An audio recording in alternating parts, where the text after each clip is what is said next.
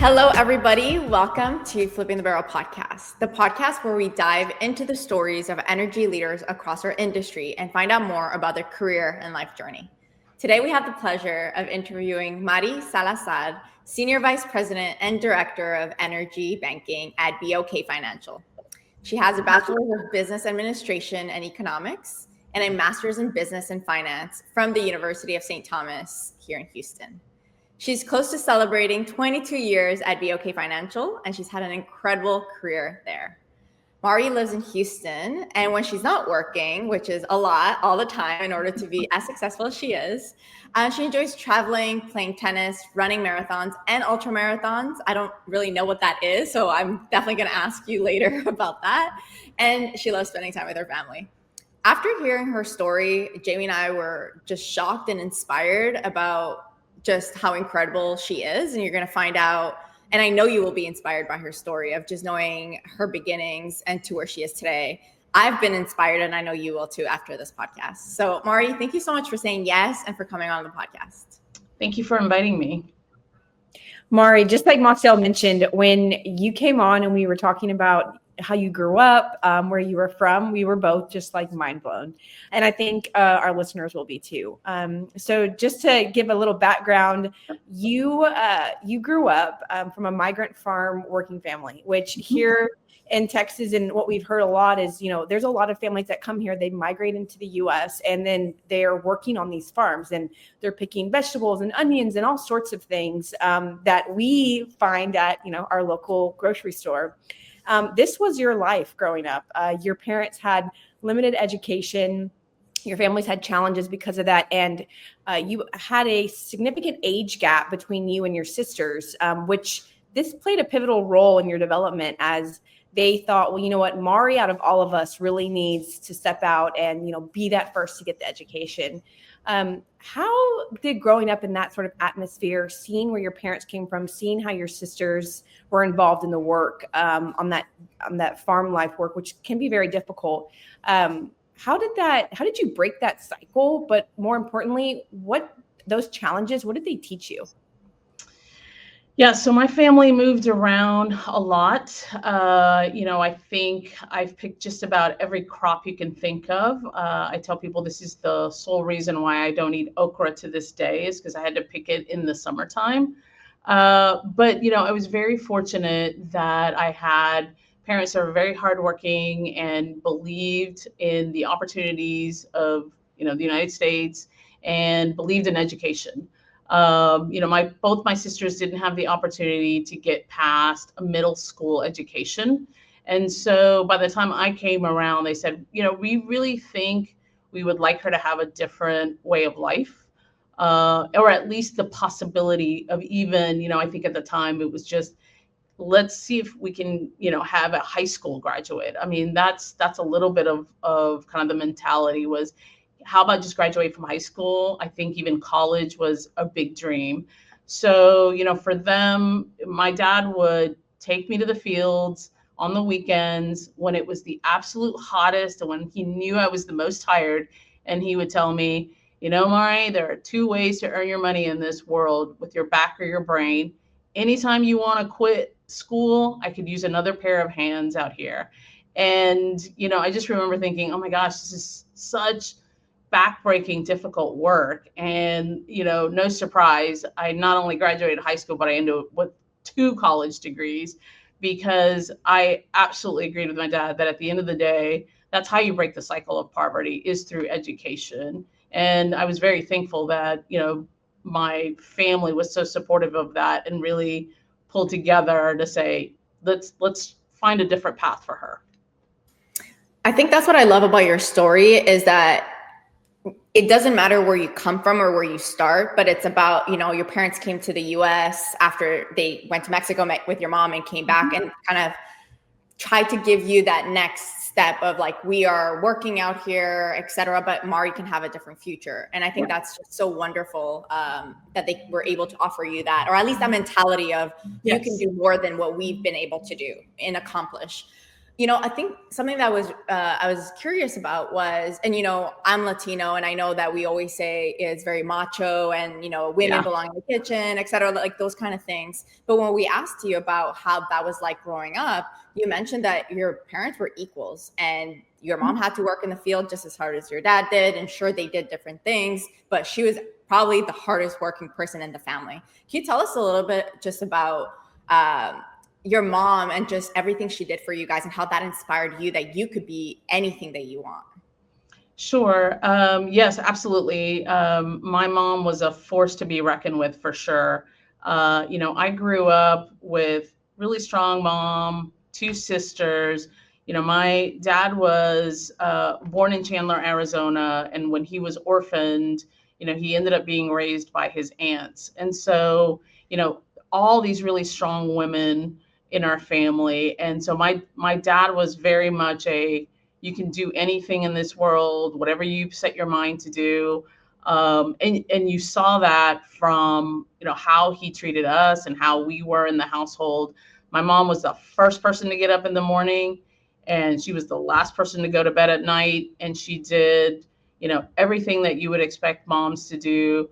Plus she went to work, alongside my dad. And so that's all I ever saw was, this role of a strong woman that was a family first kind of woman. And, she cooked and made the best home cooked meals. But at the same time, there wasn't this idea of being less than in any way, shape, or form. It was more like our family was a team and we all had roles to play. And our goal was to be successful and to advance, whatever it was here in the United States, right? And so, I love seeing that and to know that there are really no limitations based on who you are or, if you're a man or a woman. So I appreciate both the roles that my parents played in making sure that, I sort of felt like I had no boundaries. Mm-hmm. I think that's so important. And one thing that we talk about a lot is like envisioning yourself or your career and like being the CEO of your life and your success. And early on, you had like the successful driven mindset, which I feel like a lot of people don't tap into to maybe later on in life. And you had it in your early development, even though your reality wasn't exactly your envision. And what I mean by that is you're surrounded by people who didn't have education yet, but they were, farming, they were doing all this hard work. It's not like you're surrounded by people who all had MBAs and were telling you, you need to go get your MBA, right? How does someone in that realm, or maybe they're around people that are pushing them, but they need to envision it for themselves? How did you maintain that mindset and continue with that success to want to be better than where you came from? So my dad always for sure was a big driver of that. He from a very early age really had you have to do and you have to push forward and you have to persevere. If there's an obstacle in front of you, it wasn't, hey, I understand why you couldn't do that. It was, you have to find a way to get over it, under it, around it, through it, whatever it is. But you have to get on the other side of this obstacle. And so, for him, especially like growing up, it was really hard to say, woe is me, when, your dad sits there, it's like, well, I was orphaned and I came to the United States. And you're like, oh, okay. So, he was always that person that sort of gave me that grit mentality of, you still have to move forward. You still have to persevere. And, again, very much impacted my life all the way through, whether it's in business or anything else. I found ways. One of the things that I remember growing up is I never got an allowance. That was considered a very Americanized type of thing. So I would have to go to work with my parents to make any money. And he paid me for the work that I did. One of the things my family laughs to this day is I always found ways to hustle and to make sure that, if I wanted something or needed something, I would find ways to raise the money. My dad would give me a quarter and he'd say, you can buy an extra milk. And then what I would end up doing is pocketing the quarter trading things that I didn't like on my plate for milk. And then I kept the money. One time I had to sell cases of chocolate for, for school. And my dad said, well, here's $10. I'll buy 10 candy bars, but I don't really need it. Just take the money. So it makes your sort of seed money. And little did I know that at the time that's really equity, right? And so I took those, used the candy bars to engage one of my friends' little sister that was a lot smaller and a lot cuter. And I told her, for every case you sell me, I'll give you a free candy bar. And she was a machine. So, I think my family saw this young hustler kind of kid that was, this mindset of like, I gotta make this happen. I gotta figure it out. And, they were always very encouraging, laughing, but usually I'm very encouraging of, yeah, make sure you get it done, make sure you figure it out, but it's gotta happen. And, no is not an answer. You were born to be in finance and banking, literally doing that at apparently, apparently.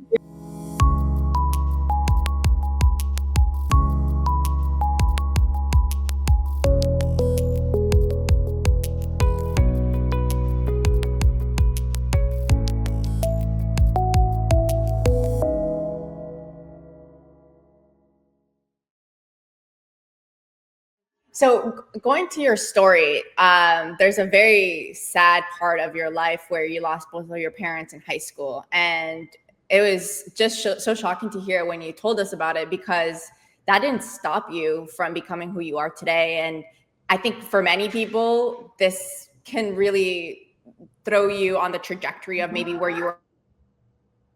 So I would like to know what got you through those moments, because you went from high school and you ended up going to college, you studied finance and it was expensive. And so you worked. And I mean, you did a lot of things that I don't think people at that age can take on that much of losing your parents. And that didn't stop you. You still went on and became successful. What got you through that? I would be remiss to say, not to start off with saying, definitely being a woman of faith, that was a huge component. And being able to really say that I'm blessed to have such an amazing family, such an amazing extended family, so many great friends, but also a lot of people around me that shared very similar mindsets. My team to this day laughs because I've had every kind of job you could think about. And that didn't stop me in high school. I worked at a police department. I worked at an appraisal district. I found ways to, forward whatever that goal and initiative was. And, and in some respects, it was a way for me to almost pay tribute to my parents. It's like, hey, they laid the foundation for me. How do I keep moving forward with what they've taught me thus far? Going to college, that was never in my mind, like, that was something that I would not do. Growing up with, hey, education is how you break the cycle of poverty, and knowing that to get ahead, especially, in the US, you have to have a college education. That was an immediate, okay, where am I going to college? How am I going to get financed for this? And it was a combination of, everything from scholarships to, if you're really poor, you qualify for Pell Grants, which I did. I worked 2 jobs every year of college. I had a little student debt, but I did just about everything to make sure that, the end goal was to get through school. But, all along the way, I was so fortunate to come across amazing, amazing people that always gave me an opportunity and gave me a chance to do something. There was so much I didn't know. And, I approach things from a perspective of, okay, you can't beat yourself up by the things that you can't control or don't know. So, I was always very direct. I think anybody who knows me will tell you I'm a very direct person. Sometimes I would ask questions and I would say, what did somebody ask you that I have not asked you today that you thought was important and you think I should know? And most people will sit there and go, oh, okay. And they would offer information that maybe I didn't know I was supposed to know. And they were so helpful. And so I think even today you can find people that are so engaging and want to help you and want to offer opportunities to people. And so I think it's up to us to sort of think about, okay, what am I good at? What am I not good at? And it's okay that I'm not perfect at everything. How do I ask those questions? How do I keep moving forward? But, definitely, I think back at those times, and sometimes ignorance is bliss, and not knowing that, hey, this is going to be really, really hard. And I just took every day sort of one day at a time, and just like, all right, this is what I need to accomplish today. And we would just keep plowing forward. Maria, thank you for sharing it. It's such a difficult time whenever we hear that, people lose their parents or they lose somebody close to them. And it's just like, I know for us, we're like, how, like, we can barely make it through life. How did you do it then when that happened? And we know how difficult it can be to talk about. So we really appreciate you giving us the insight. And, you mentioned about, questions and like asking people. And I think that's really important. However, there was a turning point for you that really developed your skills that you needed, that really helped you be successful. And this came from an advisor. Can you tell us what they asked you, or what they told you, what classes they told you needed to take, and how it changed really your life? Sure. I was so lucky to attend an amazing university here in Houston, University of St. Thomas. And, what I loved about it is the professors there always thought outside the box. And, I use this example in a lot of ways for me in business, to always be thinking outside the box. But I remember going into his office, and my advisor was like looking at my schedule, and I had, I took my electives, and I had just added more econ classes, and he's looking at me, and he's looking at my schedule, and he goes, I'm going to make a couple changes and recommendations. And he said, I think you have more than enough economics, and I'm going to suggest 2 classes for you. And, he asked what I wanted to do. And I said, well, I'm really interested in banking. I think it's a good career. And he said, okay. And he scratched out the first one, and he said, I want you to take Acting 101. And I looked at him like, I'm a business major. And he said, I want you to break out of your shell. I am by nature sort of a more reserved, more introverted person. I have learned to be outgoing. But he said, I want you to take Acting 101, because I think it's going to be important for you to communicate and learn how to communicate in business. And I said, okay. And then he said, and the next one I want you to take is, I want you to take golf. And he said, because if you're gonna communicate in business, you're gonna probably do it on the golf course. So I want you to take golf. And looking back, especially given what I do for a living, best advice. Once you have to be Mrs. Lincoln in front of a bunch of drama students, like, you're not afraid of anything, or you're not afraid to ask any question, or, how you're perceived or anything like that. So it definitely gave me a new level of confidence. I'm not saying I'm the best golfer, for sure. My irons are not great. I'm taking classes for that, but absolutely, being able to have a conversation with your client, or at least, especially as a woman, to not say, oh, I don't know how to golf. I can't, that's a place I can't go. I never wanted to be cut out of a conversation. So, I, to this day, tell people I appreciate that bit of advice. It was fantastic. And definitely always think outside the box when you're looking at either taking classes, or, be mindful of, who you are, and maybe doing something a little different that might help you add more tools to your toolkit. I love that. And I think we told you last time, I don't think I've ever heard of an advisor propose acting in golf, but yeah. How cool. He really did set you up for success, because that's literally what you need to be successful sometimes. So it's cool that you took that kind of feedback and you acted on it. We sometimes get feedback or advice and you kind of just sit on it, you don't take it, but it seems most of what you do, you just act on things, you make them happen. So I think that's why you've been successful at just acting, getting things done. selling those candies or, whatever it is, those candy bars, and just getting through school, etc. So I think that's so interesting. Something that I was going to ask you about was on the financial side in banking. Of course, it's very male dominated.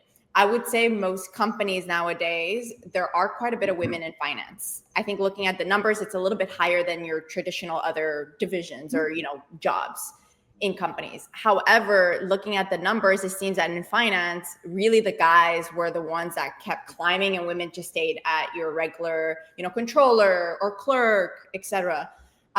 With almost 22 years of working in the banking industry, specifically focusing on energy, what did you notice over the years and years and years of why that balance wasn't there? And yes, more and more women were coming into finance, but they were staying put, while as others were succeeding. You obviously succeeded on the path, but what made you different? Or did you ever look at like, why was I being successful? Yeah, I know when I first started in energy, definitely I could count the number of women, that would attend a luncheon or were part of the credit analyst pool. I could definitely count on one hand the number of women of color that were sitting at a luncheon or at a conference table or anything else. And so, it always stuck out. I always tell people you have to be a little bit of an optimist to be in oil and gas, to be in this industry, because you have to deal with the ups and downs. And I think I always view things in a more optimistic type of lens. I walked in, and if I was meeting someone for a lunch or at a luncheon or, meeting them for lunch and I've never met them before, I would always make a joke of it and said, oh, don't worry. I'll be one of, just look for the Hispanic woman, that'll be there. And I was probably the only one there. So easy to spot. So I always used it to my advantage. I remember going to a luncheon and asking, just walking up to a table and said, can I sit here? And I've never had 9 men so quickly react, absolutely, sit with us. And I'm like, this is great. So, I think you can have a mindset of, oh man, I'm the only one. Or you can say, all right, I'm the only one. And that really helped me, right, is to walk in there with confidence and be proud of who you are and just own who you are. I mean, my dad always sort of instilled that in me to say, look, yeah, you're a woman, you're Hispanic, you don't have a pedigree. Those are just facts and nothing else. It doesn't really drive what you're capable of doing or not doing. So again, that always stuck with me. And, for me, it was, more empowering to go in there and say, yes, I'm one of the few, and I'm going to own it. Over the years, I've definitely seen more and more women enter, both banking and energy. I'm probably biased to say that, oil and gas is probably the best industry there is. It's been very good to me, from my perspective. It's afforded me a lot of opportunities, and I'm thankful. I'm thankful for the folks that have been really good mentors to me, both men and women. There's been, again, ups and downs in the world of energy, and so being able to navigate those. I mean, I've had some amazing bosses and people that, colleagues, coworkers, everything. So it's been unique, but I'm so glad to see many more women now in our industry. When you talked to us and you mentioned how like being one of the only ones in the room is an advantage, I love that, because that's one thing Massiel and I like really connected on when we first met was, it's actually great being one of the only women in the field. It's actually great being the woman drill bit sales or being the wireline field engineer. That's the woman, because you're recognizable. They remember you. You do a good job. They remember that way more than they remember the guy, because they all look the same when they're all in coveralls, right? Or even when they're all in suits. I can't tell you how many conferences we've gone to, and it's like, I have no idea which guy you are, because like everybody looks the exact same, right? So we loved how you spoke about it being an advantage, not a disadvantage. To close, there was something we wanted to ask you. Because when we spoke, you talked about energy, particularly oil and gas, being a great equalizer. And I really liked how you mentioned that. Why do you believe this is true, especially when we talk about creating opportunities for women in the industry? Sure. One of the things, and hopefully if my clients see this, they would agree, is one of the things that I've always felt is, my clients were interested in how can I help partner with them to create a vision and to execute on a financing of an acquisition, or, there's something that they have some goal in mind, and can I help them meet that goal? I don't think any of them said, hey, I want the woman banker. I think what I've noticed, at least in energy, is, we're such an analytical kind of industry, right? It is about, tell me about your assets, tell me about the cash flow, tell me about why you want to make this acquisition, tell me about your EURs, tell me about, this decline curves. And I think that was the great equalizer that I saw, at least that I perceived, that is in the industry today, is very little was focused on that I was a woman, or excuse me, a woman or a woman of color. It was more, hey, Mari, huge acquisition. I need to borrow $500 million. Can you make that happen? My clients are looking for my expertise. My clients want to know if my organization can execute on a plan, if, the financing that I have put in front of them, those terms, if that's going to get approved, if that's going to, really happen. So again, I think in the world of energy, when you look at, so many engineers, so many technical people, it's really about the numbers. It's really about what's in front of them. It's how you look at anything out there. And it's less about, hey, you happen to be a woman, or you happen to be a woman of color, or, this or that. I mean, I think I have seen more focus paid on, are you from, did you go to A&M or did you go to UT? There's more focus on that than there is that I'm a woman. So I think that really creates a lot of opportunities right now. In the past, you might see a gap in how many women are in their industry because maybe they thought they couldn't be successful in energy. But you're seeing so many younger, this younger generation, because, hey, maybe one of their parents was an engineer.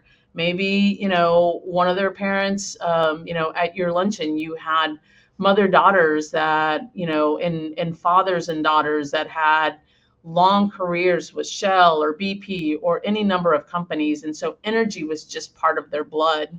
I have on my team alone, whether it's investment banking, derivatives, engineers, techs, syndications, all of those groups have both men and women on it. And it's incredible to see, because I think there's so much more opportunity there. So, right now I'm focused on how do I make sure that people do see that women are part of the oil and gas industry, a very meaningful part. Your luncheon representation matters. That's so true. And to be able to show women that, yes, absolutely, the oil and gas industry is the best industry to be in and to be able to form that career. And there's so many ways that you can go and take your career. And there are people like me, not many, that, for whatever reason, but, maybe at that time there was just not a great pool of women, but there's so many more women now. And again, up to me to make sure that those opportunities are there, that they see that there are women in business and women in energy. And it's exciting. And again, it's why I also love your podcast so much. Mari, thank you so much. I couldn't think of a better way to end the podcast. Your whole journey for us is just really one of those American dreams where you come, your family, they do what they can to continue and to develop, the younger generation being you, the youngest of the children. And then you really taking it and prospering to where you are today. It's just really incredible just to hear you talk about also what you went through, losing your parents. I just can't even fathom that. And you not only took that and used it as a way to keep driving forward and succeeding. And then to what you're doing today, helping and supporting women in the oil and gas industry, and really helping also big opportunities in the oil and gas industry, giving the funding needed when it makes sense. And I just think when you talk about it being a great equalizer, it truly is, because it's not about who's behind it. It's about the numbers. It's about show me like you can write it out. You can see it on paper. It's not, like you said, probably the most argued thing is, did they go to A&M or UT? So I love that. So thank you so much, Mari, for spending time with us today. Really appreciate your insights and your journey. Yeah, thank you both. And the last question I had for you was ultra marathons. Explain real quick to me, because this sounds very painful. Yeah, I can be. So I started running, and I started off with half marathons, and then I saw a group of people, and what are they doing? Oh, they're running marathons. And then I saw another group of people, and I thought, what are they doing? And they're running ultra marathons, which are distances above a marathon, so anything above 26.2 miles. So I've done several 50Ks and 50 milers.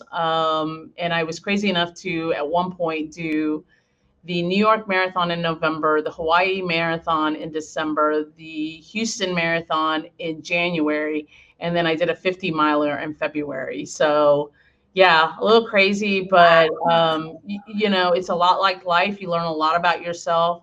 You learn to bear down, have grit, power through, and get to that finish line. That's amazing. So if you weren't inspired enough by her story, you need to now buy new shoes in 2025. We're all going to try an ultra marathon. Go run. All right. Thank you so much, Mari. Thank you so much, Mari, for sharing that. And like Massiel said, ultra marathon 2025. Let's go. Let's do it. No, thank you everybody for listening to this podcast. Please tune in. We record 2 to 3 times a month. You always will be hearing Flipping the Barrel. You can find us at flippingthebarrel.com, Flipping the Barrel on LinkedIn, Flipping the Barrel on Instagram. Flipping the Barrel is everywhere. So thank you again for tuning in, and we'll catch you on the next episode.